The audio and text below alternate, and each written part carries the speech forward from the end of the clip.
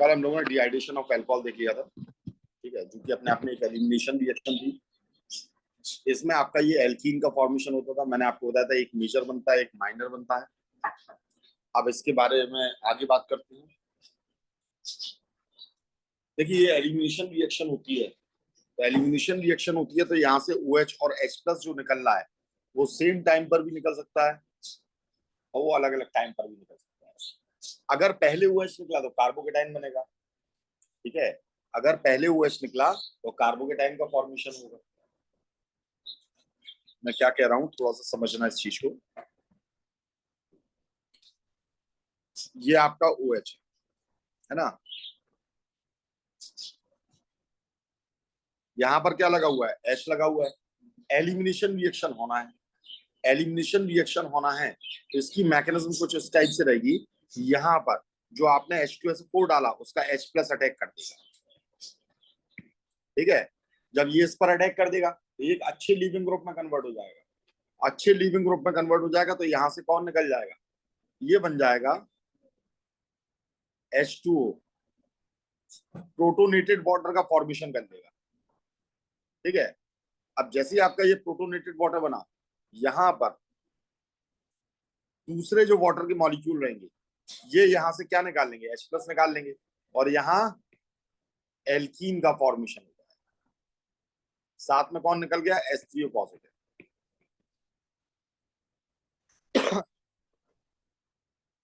अगर strong base होता है तो ये दोनों प्रोसेस क्या हो सकती है, इन दोनों का एलिमिनेशन साथ साथ में हो सकता है, ठीक है।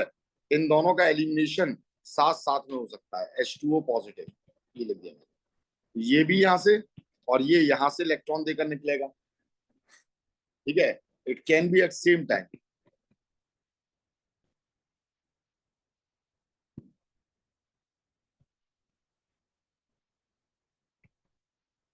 ठीक है। तो वही पुरानी चीज मैंने आपको बताया था, अगर आपके पास 1 डिग्री अल्कोहल है तो जो सब्स्टिट्यूशन रिएक्शन होती है वो कैसी होती है, डिफिकल्ट। सब्स्टिट्यूशन रिएक्शन डिफिकल्ट होती है। अगर 2 डिग्री अल्कोहल है तो कैसी होगी, मीडियम। और 3 डिग्री अल्कोहल है तो इजी हो जाएगी, क्योंकि 3 डिग्री में कार्बोकेटाइन इजिली फॉर्म होता है, या इसका कार्बोकेटाइन जो रहता है स्टेबल होता है, ठीक है। अब देखो बेटा, यहां आप कंसंट्रेटेड H2SO4 से रिएक्शन कराते हो तो 2 टाइप के प्रोडक्ट बनते हैं, जरा उस पर भी ध्यान देना कंडीशन की बेसिस पे। If 1 degree alcohol then product may be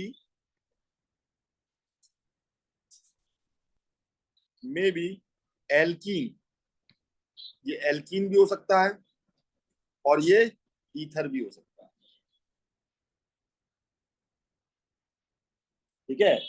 क्योंकि एल्कीन में भी आपका क्या हो रहा है, डिहाइड्रेशन हो रहा है, और ईथर में भी क्या हो रहा है, डिहाइड्रेशन प्रोसेस। कैसे हो रही है समझना। CH3 CH2 CH2 OH, हमने ये लिया कंसंट्रेटेड H2SO4 और हमने इसकी रिएक्शन 140 डिग्री सेंटीग्रेड टेम्परेचर पे करा दी। एक रिएक्शन हम इसकी करा सकते हैं कितने पर, 110 डिग्री सेंटीग्रेड टेम्परेचर पर। कौन सा टेम्परेचर ज्यादा है, 140 ज्यादा है। 140 ज्यादा है, देखो जब 110 डिग्री सेंटीग्रेड टेम्परेचर पे आप रिएक्शन कराओगे तो इसके 2 मॉलिक्यूल मिलकर वाटर को निकालेंगे। मतलब ज्यादा जल्दी नहीं होने, टेम्परेचर बहुत ज्यादा नहीं है तो ये कहेंगे आराम से, एक काम कर भाई, H मैं दे देता हूँ, एक OH तू दे दे, निकाल लेंगे, एक ऑक्सीजन अपने पास जो बचेगा उससे हम जुड़ जाएंगे। देखो कैसे, CH3 CH2 CH2 OH, दूसरा मॉलिक्यूल ले लो HO, CH2 CH2 CH3। ज्यादा टेम्परेचर नहीं है, क्या करेंगे, ये H2 निकाल लेंगे और इस ऑक्सीजन के बॉन्ड से इस ऑक्सीजन के बॉन्ड से ये दोनों मॉलिक्यूल आपस में जुड़ जाएंगे और ये बनाएंगे CH3 CH2 CH2O CH2 CH2 CH3 ether का फॉर्मेशन करने। ठीक है, समझ में आई बात की नहीं है? अब यहां पर भी आपको वाटर बनाना है, लेकिन यहाँ पर टेम्परेचर क्या हो गया, बहुत ज्यादा हो गया।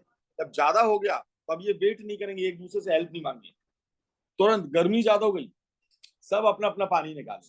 ठीक है, तो इन्होंने क्या किया यहाँ पर CH3 CH2, अब CH2 ना करके CH डबल बॉन्ड CH2, यानी यहीं से एक बगल वाले से H+ और बगल वाले से OH निकाल दिया और ये एल्कीन का फॉर्मेशन कर दिया। नहीं आया समझ? अरे यहाँ पर OH था ना बेटा और यहाँ H था, ये निकाल दिया, ये निकाल दिया तो यहाँ डबल बॉन्ड आ गया, बन गया। तो ये एल्कीन का फॉर्मेशन कर दिया। कोई प्रॉब्लम इसमें? तो यहाँ बना है आपका कौन, एल्कीन, यहाँ बना है कौन, ईथर। ठीक है,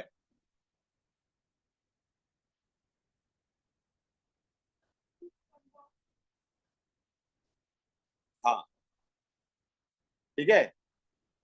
अब देखो एक बात याद रखना, जो ईथर रहता है वो सिर्फ प्राइमरी अल्कोहल से बनता है, ओनली इन प्राइमरी अल्कोहल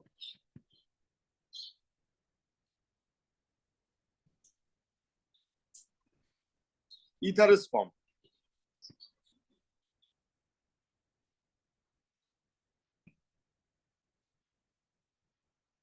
ठीक है, क्योंकि यहाँ पर कार्बोकेटाइन नहीं बन रहा है, क्यों, क्योंकि ये 1 डिग्री अल्कोहल है और कार्बोकेटाइन स्टेबल नहीं है। ठीक है, बिकॉज नो कार्बोकेटाइन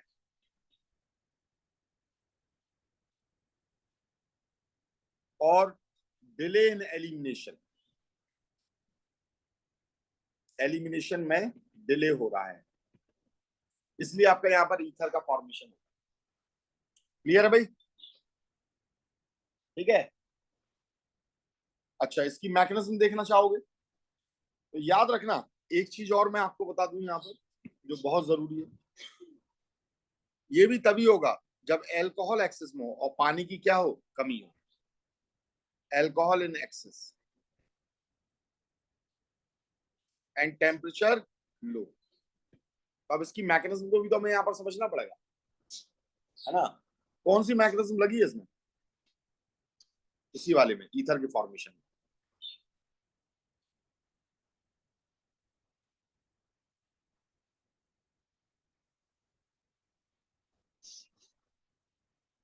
नहीं मालूम है? चलिए देखिएगा यहाँ पर कौन सी मैकेनिज्म लगी। रुक जाओ, पहले मैकेनिज्म देख लेते हैं। देखो बेटा, ये मॉलिक्यूल तो हमारा CH3 CH2 और ये था OH। सबसे पहले किसने अटैक किया, H2SO4 ने। इसने अपना क्या किया बेटा, एक H+ को निकाला, H+ ने जाकर इसके ऊपर अटैक किया, इसे एक अच्छे लीविंग ग्रुप में कन्वर्ट किया, तो CH3 CH2 और यहां पर क्या लग गया बेटा, OH2O पॉजिटिव, ऐसे लिख सकते हैं हम इसे। ठीक है, ऑक्सीजन पर ये पॉजिटिव चार्ज है, अच्छी बात है। अब देखो यहां से दो चीजें हो सकती थी, बगल से ये H+ निकाल दे, ठीक है, पर कोई बात नहीं, ये निकलने को यहां से तैयार है और हमने एल्कोहल को क्या रखा, ले रखा है एक्सेस में। तो जब हमने एक्सेस में ले रखा है तो एल्कोहल का एक दूसरा ही मॉलिक्यूल खुद यहाँ पर क्या बन के, भाई ये पॉजिटिव चार्ज, ये इलेक्ट्रॉन का विड्रॉल CH2 से करेगा तो पॉजिटिव चार्ज कहाँ गया, कार्बन पर। तो कार्बन पर ये न्यूक्लियोफाइल बनकर अटैक कर देगा कि नहीं कर देगा, दूसरा मॉलिक्यूल ये क्या कर देगा, इस कार्बन पर अटैक कर देगा और ये से इलेक्ट्रॉन देकर, क्योंकि एक अच्छा लिविंग ग्रुप बन गया तो इसे निकाल देगा। अब जैसे इसने यहां से निकाला तो ये हो गया CH3 CH2 और यहां पर ये लग गया OCH2 CH3 और इस ऑक्सीजन पर क्या आ गया भाई, पॉजिटिव चार्ज। क्या आ गया? अब इस पॉजिटिव चार्ज का विड्रॉल कहां से करेगा? हाइड्रोजन से इलेक्ट्रॉन ले लेगा और यहां से H प्लस को वापस निकाल देगा। H प्लस को वापस निकाल देगा तो प्रोडक्ट ये बन गया आपका वापस CH3 CH2 CH2 O CH2 CH3। कौन सी रिएक्शन हुई है बेटा? मैकेनिज्म कौन सी हुई है? पहले तो हमने प्रोटोनेशन किया। क्या किया है? H प्लस को प्रोटॉन बोलते हैं ना, तो हमने प्रोटोनेशन किया ताकि OH क्या बन जाए? एक अच्छा लीविंग ग्रुप बन जाए। तो पहले अच्छा लीविंग ग्रुप बनाया, ठीक है। उसके बाद में हमने क्या किया है? न्यूक्लियोफिलिक सब्स्टिट्यूशन रिएक्शन कर ली। यानी कौन सी रिएक्शन हुई है? SN। अब SN में SN1 हुई है या SN2? SN2 ही है, बैक साइड से अटैक हुआ तब ये। और यहां पर ये हमने क्या किया? प्रोटोनेशन। समझ में आ गया? नहीं आया? क्लियर है? तो देखो, एक ही रिएक्शन के अंदर कई मैकेनिज्म भी हो सकती हैं, याद रखना। तो आप पढ़ते आओ इधर बहुत सारी मैकेनिज्म, ठीक है। तो कई कई मैकेनिज्म हो सकती है एक रिएक्शन के अंदर। तो ये कब हुआ? जब एल्कोहल कैसा था? एक्सिस में था। अब एल्कोहल एक्सिस में नहीं होगा तो फिर वो अटैक नहीं मार पाएगा। और ये किसका फॉर्मेशन करेगा? ये एल्कीन का फॉर्मेशन करेगा। किसका फॉर्मेशन करेगा? एल्कीन का फॉर्मेशन करेगा। इसकी ऊपर वाले की भी, एल्कीन की भी मैकेनिज्म बता दें क्या? चलिए यही यही बता दें, इसकी मैकेनिज्म बताइए।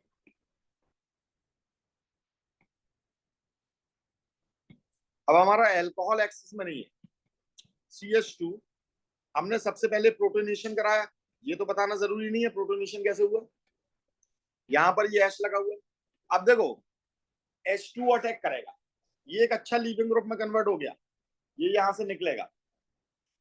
तो साथ में क्या होना चाहिए? या तो न्यूक्लियोफाइल होना चाहिए, पर मैंने कहा कि अल्कोहल एक्सिस में नहीं है, तो न्यूक्लियोफाइल कोई है ही नहीं है। और जब न्यूक्लियोफाइल नहीं है तो अब हम क्या करें? तो अब बगल से H प्लस को हमें निकालना पड़ेगा। तो वाटर जाएगा अटैक करने। तो आपका कोई वाटर न्यूक्लियोफाइल की तरह भी तो अटैक कर सकता है। तो अगर हमने वाटर को यहाँ न्यूक्लियोफाइल की तरह अटैक करा है, जरा देखना यहाँ पर, हम ये H2 को लेकर आए, ये अगर यहाँ अटैक करके इसे निकाल दे तो क्या कोई सिचुएशन चेंज हो रही है? वाटर निकल गया, उसकी जगह वाटर आकर जुड़ गया, पर क्या बड़ा? तो ये चीज तो नहीं होगी ना। तो क्या होगा? वाटर इसके ऊपर अटैक करे और H प्लस को निकाल ले, और H प्लस को निकाल ले और यहाँ पर किसका फॉर्मेशन कर दे? एल्कीन का फॉर्मेशन कर दे। ये होती है इसकी। आगे समझ में नहीं आया?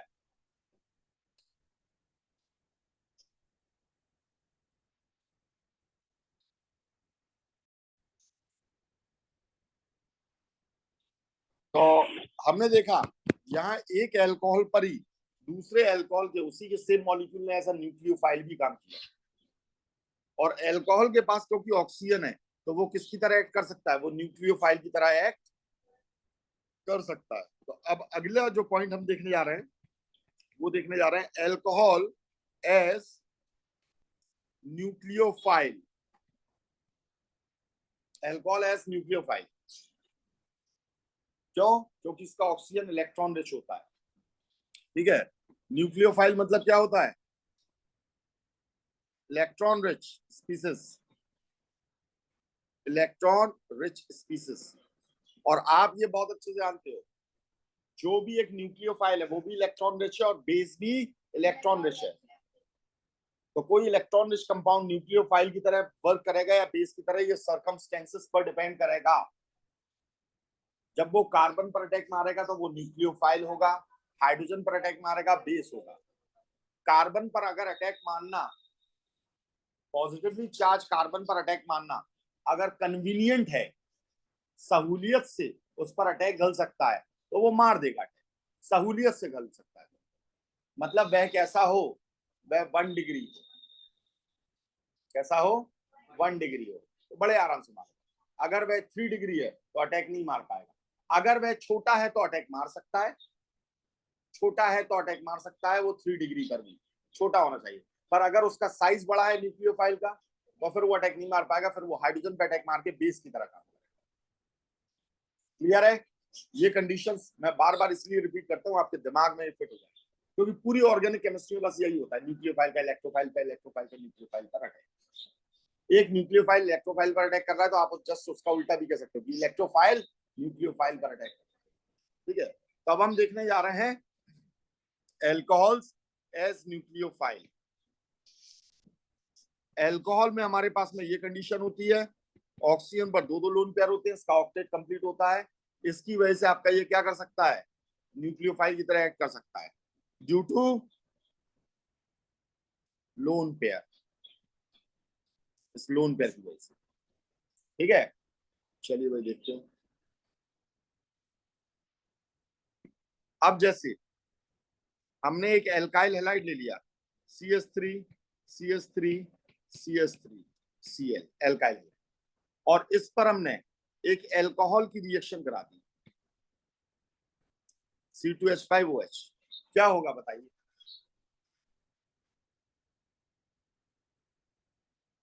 किसका फॉर्मेशन करेगा? बनी बात ये एल्कीन का फॉर्मेशन करेगा। पर अगर मैं इसका साइज और छोटा कर दूं,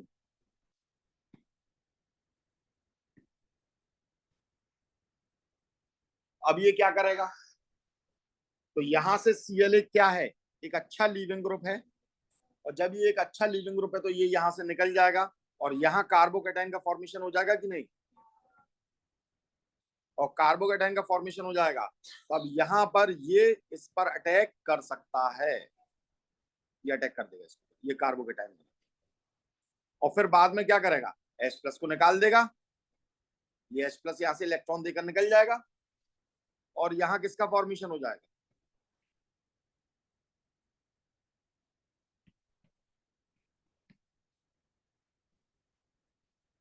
ये एक ईथर का फॉर्मेशन हो गया। किसका फॉर्मेशन हो गया? ईथर का फॉर्मेशन हो गया। विलियमसन्स ईथर सिंथेसिस याद है कि नहीं है? याद है? मैंने कहा था एल्काइल हैलाइड हमेशा कैसी होनी चाहिए, 1 डिग्री। अगर 2 डिग्री या 3 डिग्री हो जाती है तो क्या बनता है, एल्कीन बनता है। और जो एल्कोक्साइड बनता है, एल्कोक्साइड कितने भी डिग्री हो जाए उससे कोई परेशानी नहीं होती, एल्कोक्साइड। यहाँ एल्कोक्साइड अपन ने क्या कर दिया, छोटा कर दिया, CH3O को अपन ने क्या रखा, छोटा रखा, इसलिए थोड़ी बहुत पॉसिबल हो पा रही है। लेकिन इसकी पॉसिबिलिटी पर जरा सोच कर देखना, क्या ये पॉसिबल है कि नहीं? क्योंकि 3 डिग्री से अगर मैं ईथर बना रहा हूँ, 3 डिग्री से इस तरीके से अगर मैं ईथर बना रहा हूँ, ये होमवर्क है आपका, सोचना है आपको। 3 डिग्री से ईथर बना रहा हूँ तो क्या ईथर बनेगा यहाँ? सोचिएगा यार। ठीक है, अब दूसरी बात, यहां से देखो ये H+ को निकाल लिया। अब दूसरी बात ये है कि जो एल्कोहल्स होते हैं आर कैसे न्यूक्लियोफाइल होते हैं, एक वीक न्यूक्लियोफाइल होते हैं, जबकि इन्हीं पर हम क्या कर देंगे, नेगेटिव चार्ज अगर दे देंगे H+ को हटाकर, तो यही स्ट्रॉन्ग न्यूक्लियोफाइल में कन्वर्ट हो जाएंगे। मैंने न्यूक्लियोफाइल का चार्ट बनवाया था आपको, स्ट्रॉन्ग वीक इन सब का चार्ट बनवाया था ना, उसमें देखना ROH वीक हो गया, लेकिन RO नेगेटिव स्ट्रॉन्ग हो गया।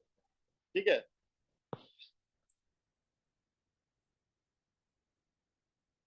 कौन, ROH, but RO negative is strong nucleophile.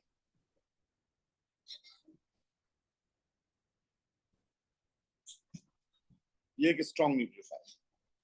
ठीक है, तो अगर एल्कोहल को हमें क्या कराना है, अगर आपके पास कोई एक एल्कोहल है C2H5OH और इसे स्ट्रॉन्ग न्यूक्लियोफाइल में कन्वर्ट करना है, तो हम क्या कर देंगे, क्या कर दें, हाँ? कैसे होगा, कैसे होगा? इसकी रिएक्शन किसके साथ करा दें हम, NaOH के साथ। किसके साथ, NaOH के साथ में हम रिएक्शन कराते हैं। NaOH का सॉल्यूशन बनाए किसमें घोलकर, ये मैं कितनी बार पूछ चुका हूँ, कितनी बार डांट खा चुके थे मुझे इस बात पर, है? तो ये क्या बनाएगा, C2H5ONA, क्या नाम हो गया इसका, सोडियम एथॉक्साइड। अब क्योंकि ये आयनिक कंपाउंड है तो Na तो अलग हो जाएगा और ये इतना रहेगा, और ये किसकी तरह काम करेगा, एज अ न्यूक्लियोफाइल और बेस, दोनों की तरह ये काम कर सकता है, दोनों की तरह ये काम कर सकता है। कहां कहां पर कर सकता है, जैसे हमने ये लिया CH3 C double bond O Cl, acid halide group को लिया, हमने लिया C2H5ONA,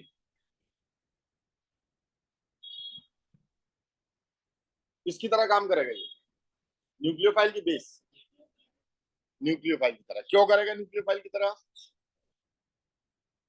ये 1 डिग्री कार्बन है और यहां पर इस ऑक्सीजन की वजह से कैसा चार्ज आ रहा है, पॉजिटिव, और इसकी वजह से यहां पर नेगेटिव आ रहा है। Charges are just like burden, इस पर नेगेटिव चार्ज है, पहला बोझ तो इसी पर है, तो ये यहां देना ज्यादा पसंद करेगा, इस पर अटैक डालेगा तो यहां से क्या हो जाएगा, ये इलेक्ट्रॉन इसे देगा, इसे इलेक्ट्रॉन देगा तो अगला स्टेप क्या हो जाएगा, CH3CO पर नेगेटिव, और कौन जुड़ गया, O C2H5, और यहां कौन लगा हुआ है, Cl। अब क्या करेगा बेटा, Cl एक अच्छा लीविंग ग्रुप है, तो इसलिए ये अपने इलेक्ट्रॉन को यहाँ पर वापस करेगा, और Cl इलेक्ट्रॉन को लेकर यहाँ से निकल जाएगा और वापस किसका फॉर्मेशन हो जाएगा, डबल बॉन्ड O का। तो ये बन गया CH3 C double bond O C2H5, यानी ये ईस्टर का फॉर्मेशन है। आ गया समझ में। अब ये सब रिएक्शंस तो आप पहली बार ही कर रहे होगे ना, लेकिन देखो आपको खुद ये मैकेनिज्म से अब ये खुद बनाना आ रहा कि, वरना आपको रटना पड़ता है, अभी खुद बनाना ना, आपको मालूम चल रहा है कि हाँ भाई क्या होगा, एक बार ये मालूम चल जाए क्या होगा तो आप अपने आप रिएक्शंस को कर सकते हो। ठीक है, चलिए, तो एल्कोहल एज अ न्यूक्लियोफाइल समझ में आ गया आपको। तो एल्कोहल कहीं भी दिखे तो उसे न्यूक्लियोफाइल की तरह भी ट्रीट कर सकते हो या बेस की तरह भी ट्रीट कर सकते हो। अब अगला देख रहे हैं हम, ऑक्सीडेशन ऑफ एल्कोहल।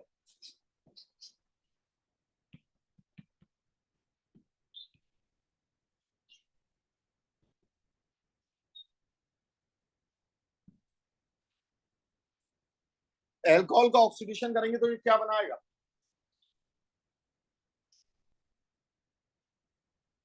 क्या बनाएगा, सबसे पहले ऑक्सीडेशन का मतलब क्या होता है, increase in charge. Increase in charge कैसे होता है, एडिशन ऑफ ऑक्सीजन और रिमूवल ऑफ हाइड्रोजन।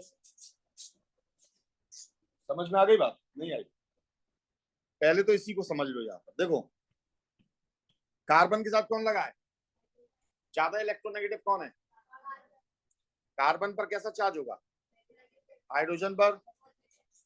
अब मैंने हाइड्रोजन हटाया और किसे लगा दिया, ज्यादा इलेक्ट्रोनेगेटिव कौन है, और कार्बन क्या है, तो इधर नेगेटिव और इधर क्या आ गया, पॉजिटिव। तो देखो हाइड्रोजन को हटाकर जैसे ऑक्सीजन को लगाएंगे तो नेगेटिव से कार्बन किस में कन्वर्ट हो गया, पॉजिटिव में, यानी इंक्रीज इन चार्ज हो गया कि नहीं।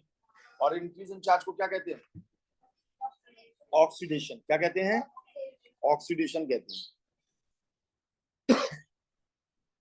उम्मीद है ये बात समझ में आ गई होगी।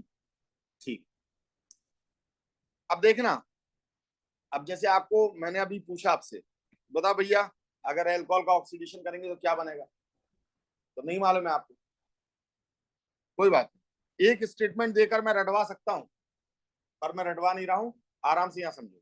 अगर हमने 1 डिग्री एल्कोहल लिया, ठीक है, 1 डिग्री एल्कोहल लिया, 1 डिग्री एल्कोहल यानी कि हम कैसा एल्कोहल ले रहे हैं, चलो हम ये ले लिया CH3CHHOH, यही था कि नहीं था। अब मैंने इसका ऑक्सीडेशन किया, ऑक्सीडेशन मतलब ऑक्सीजन को जोड़ा, नेसेंट ऑक्सीजन, ये नेसेंट ऑक्सीजन आएगा और किसे हटा देगा, H को हटा देगा और खुद उसकी जगह लग जाएगा, ये OH तो पहले ही लगा था। अब ऑक्सीजन को कितने चाहिए बॉन्ड, 2 बॉन्ड, तो जो हाइड्रोजन का हटाया उसने अपने पीछे लगा दिया। ऑक्सीडेशन तो कार्बन का करना था ना, कार्बन का ऑक्सीडेशन करेगा तो खुद का क्या करेगा, रिडक्शन। तो कार्बन के पास से हाइड्रोजन हटा दिया, अपने ऊपर लगा लिया, वो कोई बात नहीं, कार्बन से तो हाइड्रोजन हट गया, तो ये इसका ऑक्सीडेशन हो गया कि नहीं। अब मैंने क्या इंपॉर्टेंट बात बताई थी, एक कार्बन पर दो OH स्टेबल नहीं होते, क्यों?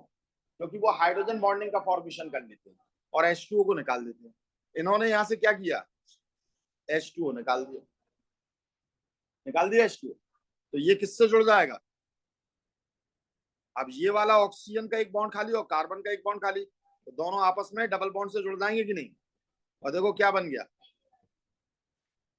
समझ में आ गई बात, नहीं आई। तो 1 डिग्री अल्कोहल का ऑक्सीडेशन करोगे तो क्या बन जाएगा, हमेशा 1 डिग्री अल्कोहल का ऑक्सीडेशन एल्डिहाइड देता है, याद रखना, पहले भी बता चुका हूं हालांकि।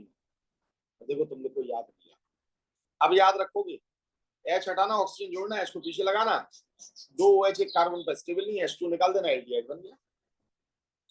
अब ये एल्डिहाइड बनेगा या कीटोन बनेगा, ये इस बात पर डिपेंड करेगा। देखो यहाँ पर अगर ये एक कार्बन लगा होता, CH3 होता, तो ये क्या बनता, तो ये कीटोन ही तो बन जाता है, यहाँ पर बन जाता कि नहीं। तो ये कीटोन बनेगा या एल्डिहाइड बनेगा, ये इस बात पर डिपेंड करेगा अल्कोहल की डिग्री कितनी है। अगर 2 डिग्री अल्कोहल है, कीटोन बनेगा, 1 डिग्री अल्कोहल है, एल्डिहाइड बनेगा। उम्मीद है बात समझ में आ गई होगी कि नहीं आई, ठीक है। अब देखो ये फॉर्मेशन हो गया किसका, एल्डिहाइड का फॉर्मेशन। एल्डिहाइड का ऑक्सीडेशन करेंगे तो क्या बनेगा बेटा,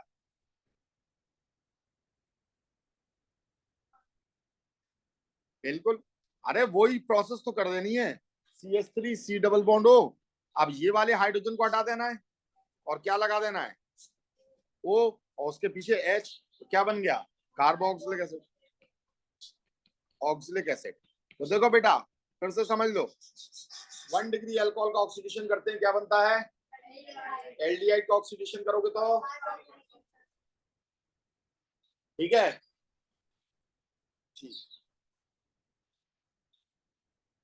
2 डिग्री अल्कोहल का ऑक्सीडेशन करोगे तो, और कीटोन का ऑक्सीडेशन करोगे तो, नॉर्मल कंडीशंस में कीटोन का ऑक्सीडेशन नहीं होता है, क्यों नहीं होता भी ये समझाऊंगा मैं, ठीक है। चलो समझाइए, हाँ बिल्कुल सही। देखो अब हम 2 डिग्री का करा रहे हैं, 2 डिग्री अल्कोहल का ऑक्सीडेशन करा, 2 डिग्री अल्कोहल में हमने लिया CH3COH और यहाँ क्या लगा दिया, CH3 लगा दिया। अभी भी इस पर एक हाइड्रोजन है कि नहीं है, कार्बन और हाइड्रोजन का बॉन्ड इजीली ब्रेक हो सकता है, इसलिए ये रेडली ऑक्सीडाइजेबल है। तो इस हाइड्रोजन का बॉन्ड हम ब्रेक कराएंगे और एक ऑक्सीजन को यहाँ पर जोड़ देंगे जब हम इसका ऑक्सीडेशन कराएंगे। तो CH3COH OH CH3 क्या हो जाएगा बेटा,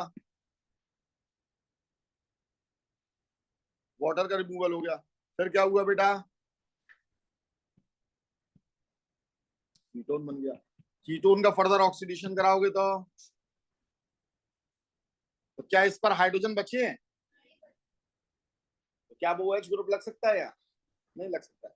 यहाँ कार्बन कार्बन के बॉन्ड है और इन्हें तोड़ना आसान नहीं होता है, तो नॉर्मल कंडीशंस में इसका ऑक्सीडेशन पॉसिबल नहीं है,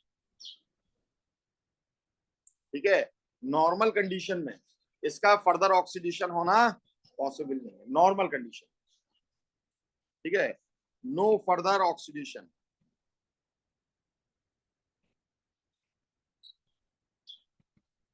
ठीक है।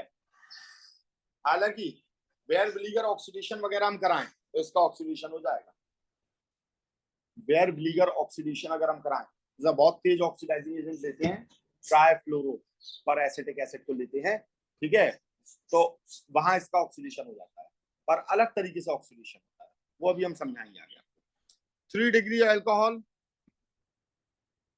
का ऑक्सीडेशन कराएंगे तो क्या होगा भाई, शर्मा जी बताइए।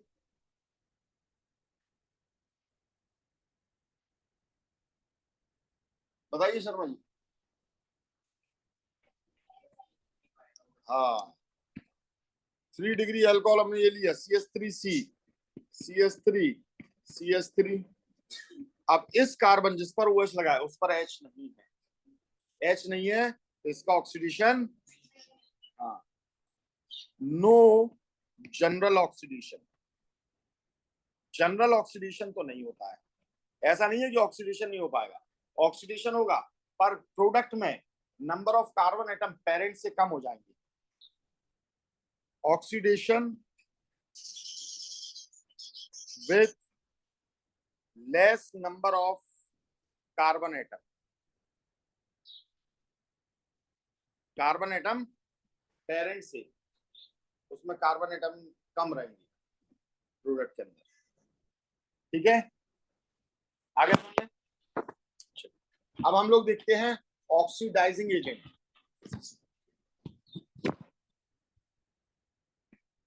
ऑक्सीडेशन करा रहे हो तो ऑक्सीडाइजिंग एजेंट से ही तो कराओगे।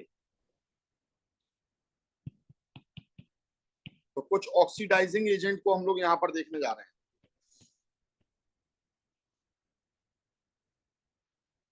जैसे आपने 1 डिग्री अल्कोहल में देखा कि इसका 1 डिग्री अल्कोहल का ऑक्सीडेशन करते हैं तो एल्डिहाइड बनता है, उसका फर्दर ऑक्सीडेशन करते हैं तो कार्बोक्सिलिक एसिड बनता है।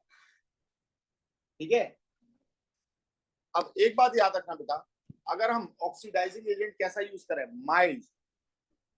ऑक्सीडाइजिंग एजेंट दो टाइप के होते हैं, हम ये चाहते हैं ये एल्डिहाइड पे ही रुक जाए और कार्बोक्सिलिक एसिड ना बने, तो हम माइल्ड ऑक्सीडाइजिंग एजेंट को यूज करेंगे जो बहुत कम ऑक्सीडाइजिंग एजेंट होगा। माइल्ड ऑक्सीडाइजिंग एजेंट उन्हीं को ऑक्सीडाइज करते हैं जो ऑक्सीडाइज होने के लिए बैठे हैं, बिल्कुल तैयार बैठे। तो माइल्ड ऑक्सीडाइजिंग एजेंट लोगे एल्डिहाइड बनेगा, स्ट्रॉन्ग ऑक्सीडाइजिंग एजेंट लोगे तो ये सीधा कार्बोक्सिलिक एसिड बनेगा, यानी इस एल्डिहाइड को भी फर्दर ऑक्सीडाइज कर देगा और कार्बोक्सिलिक एसिड का फॉर्मेशन करेगा। तो कौन माइल्ड ऑक्सीडाइजिंग एजेंट होते हैं और कौन आपके स्ट्रॉन्ग ऑक्सीडाइजिंग एजेंट होते हैं, इस चीज को हम लोग यहाँ पर देखने जा रहे हैं। ठीक है,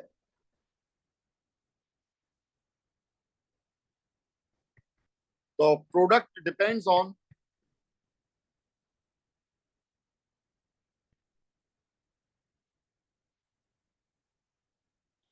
strength of oxidising agent, oxidising agent की स्ट्रेंथ पर डिपेंड करेंगे। सबसे पहले माइल्ड ऑक्सीडाइजिंग एजेंट को देख लेते हैं।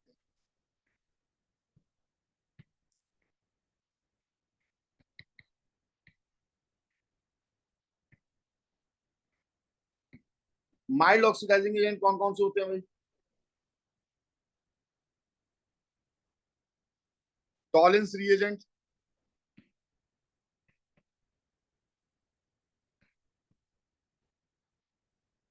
क्या होता है?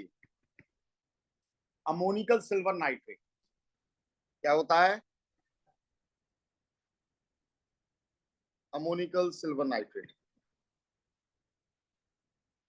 सिल्वर नाइट्रेट का सॉल्यूशन लेना, सिल्वर नाइट्रेट तो बहुत महंगी मिलती है पर इसका सॉल्यूशन बड़ा सस्ता मिलता है। बॉटल लेना, उसमें अमोनियम हाइड्रोक्साइड को थोड़ा मिला लेना, बन गया टॉलेंस में। सिल्वर मिरर टेस्ट देता है। फैलिंग सॉल्यूशन,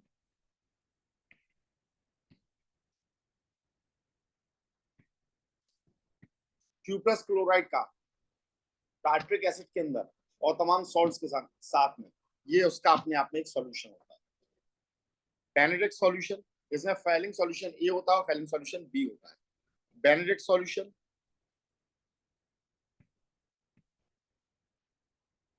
ये सब माइल्ड माइल्ड ऑक्सीडाइजिंग एजेंट है और ये टेस्ट में भी यूज होते हैं, तो इसलिए ये खुद का रिडक्शन करके टेस्ट देती है, खुद का रिडक्शन। और इनका रिडक्शन होता है तो यहाँ पर क्या मिलता है, रेड पीपीटी इन दोनों में, और इसका रिडक्शन होता है तो ये देता है नहीं, सिल्वर मिरर है। हाँ, सिल्वर मिरर दे रहा है ना, हाँ, क्या परेशानी, अच्छी बड़ी लड़की है। फिर होता है पीसीसी। ठीक है, ये माइल्ड ऑक्सीडाइजिंग एजेंट ही होता है। एक होता है पीडीसी, बता रहे हैं, पीडीसी पीडीसी। पायरीडाइनियम क्लोरोक्रोमेट, पायरीडाइनियम क्लोरोक्रोमेट, तो इसका नाम क्या हो जाएगा बताइए, क्या हो जाएगा? डाइक्रोमेट हो गया बस। पायरीडीनियम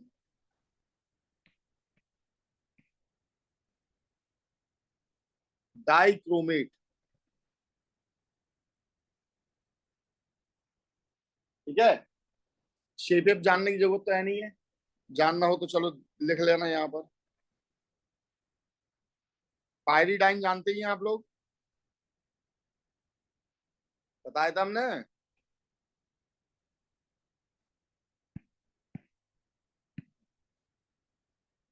जब बेंजीन में से एक कार्बन को हटा दें और एक नाइट्रोजन को हम लगा दें, तो मैंने आपको बताया था ये पायरीडाइनियम, पायरीडीन होता है ये, ठीक है। ये ले लिया हमने, इस पर यहाँ ये पॉजिटिव चार्ज लगाया, ऑक्सीजन पर है नेगेटिव चार्ज, ये हो गया क्रोमियम, क्लोरीन, डबल बॉन्ड से ऑक्सीजन, डबल बॉन्ड से ऑक्सीजन, ये बन गया। शॉर्ट में लिखोगे C5H5NH Cl Cr O3, ठीक है। हाइड्रोजन लगाया बेटा, और क्या लगा, ठीक है। कैसी शक्ल बना रही बेटा? अरे तो याद नहीं करना पड़ेगा, अरे सीधी बात है, देखो अगर तुम्हें याद भी रखना है तो मैं बता दूं याद रखने का तरीका।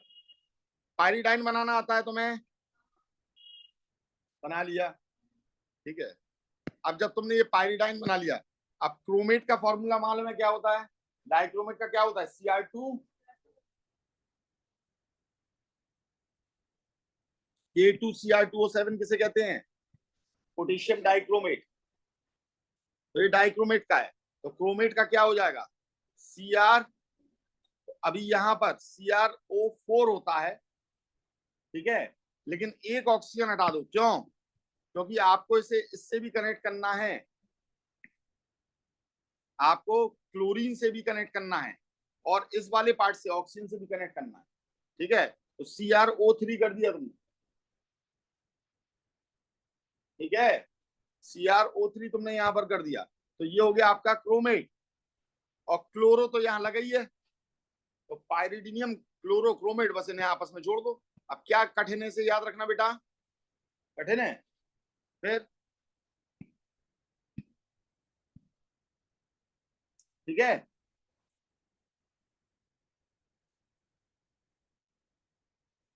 तो ये सब क्या है आपके? पीसीसी, पीडीसी, एक्सल लिख दिया था, बस पीसीसी अकेले लिख दिया था, सभी लोग समझ जाते हैं कि हाँ भाई ये अपने आप में एक माइल्ड ऑक्सीडाइजिंग एजेंट है। पीडीसी एक माइल्ड ऑक्सीडाइजिंग एजेंट है।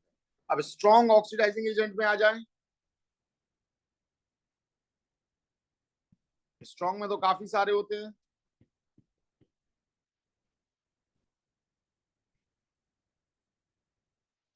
जैसे कि आपका कौन हो गया?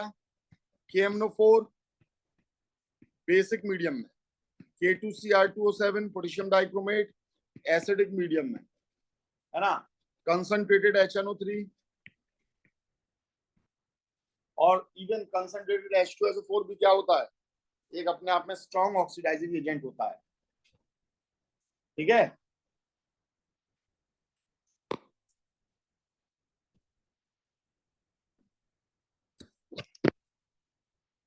तो ये सब आपके, अब नेक्स्ट टॉपिक रहेगा डिहाइड्रोजिनेशन ऑफ एल्कोहल्स, और इसे देखेंगे